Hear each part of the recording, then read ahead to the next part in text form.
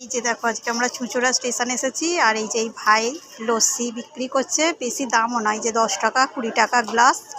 আর এই যে তোমাদের দাদাভাই এখন নিয়ে খেতে শুরু করে দিয়েছে।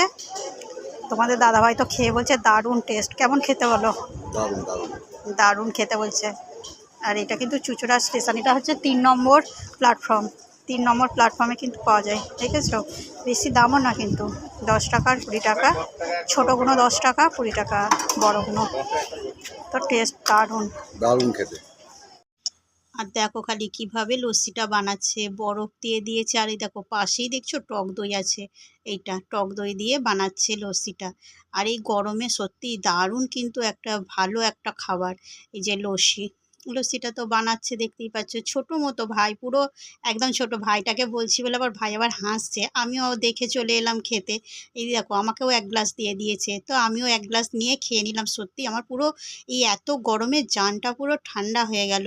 আর দারুণ খেতে কিন্তু, এত গরমে যদি এরকম 1 গ্লাস লস্যি হয় আর এত কম দামে, তো জমে যাবে পুরো, তাই না বলো?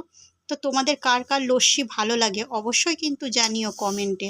আর এটা কিন্তু চুঁচুড়া স্টেশন 3 নম্বর প্ল্যাটফর্ম। তোমাদের তো দেখিয়েই দিয়েছি, এখানেই কিন্তু এই ভাইটা বসে। তো তোমরা আসলে কিন্তু অবশ্যই 1 গ্লাস খেও, খুব ভালো লাগবে। তো কেমন লাগলো অবশ্যই জানিও।